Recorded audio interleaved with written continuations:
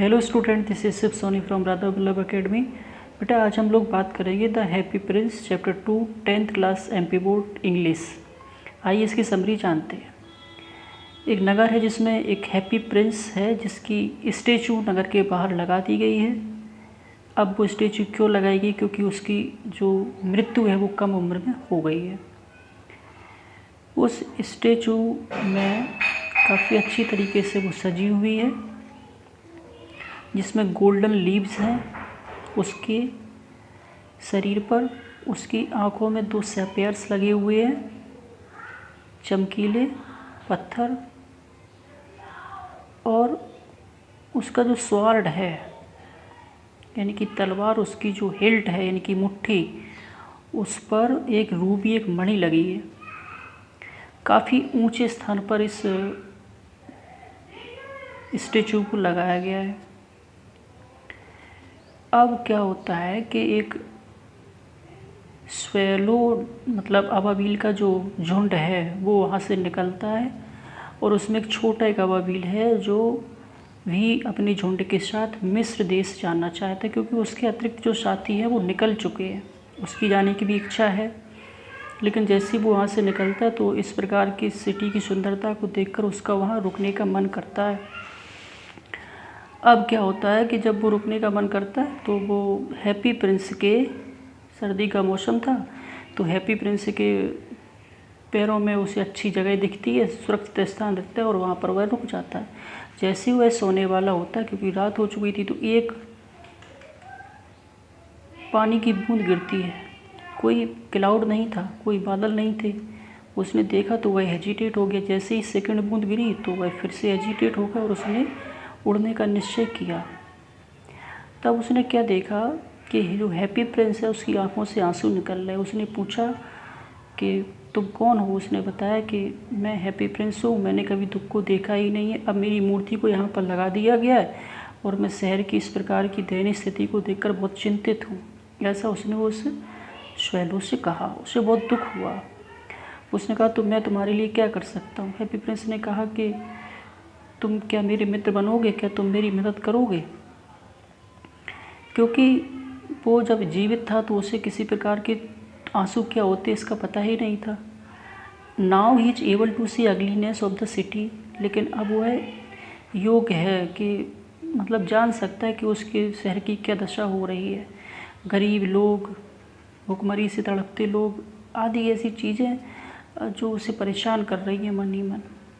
तो उस जो लिटिल स्वेलो, उसने कहा ठीक है बताओ मैं तुम्हारे लिए क्या कर सकता हूँ। तो उसने कहा कि तुम एक काम करो, एक सीमिस्ट्री है यानी कि दर्जन है जो क्वींस की दासियों का, क्वीन की दासी मतलब queen's maid of honour, they are working for the stand gown.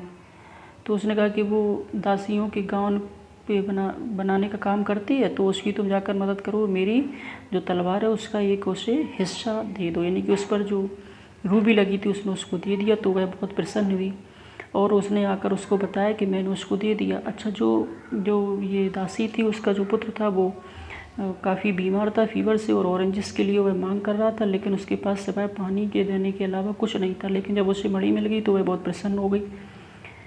अब सेकेंड टाइम में उसने, एक प्ले राइट था जो कि ड्रामा लिखने के लिए उसके पास धन नहीं था और वह उनका भी था, तो उसने सेकेंड जो दिया दान, उसने उस हैप्पी प्रिंस की आइस में से एक सैफायर्स निकाल के दे दी।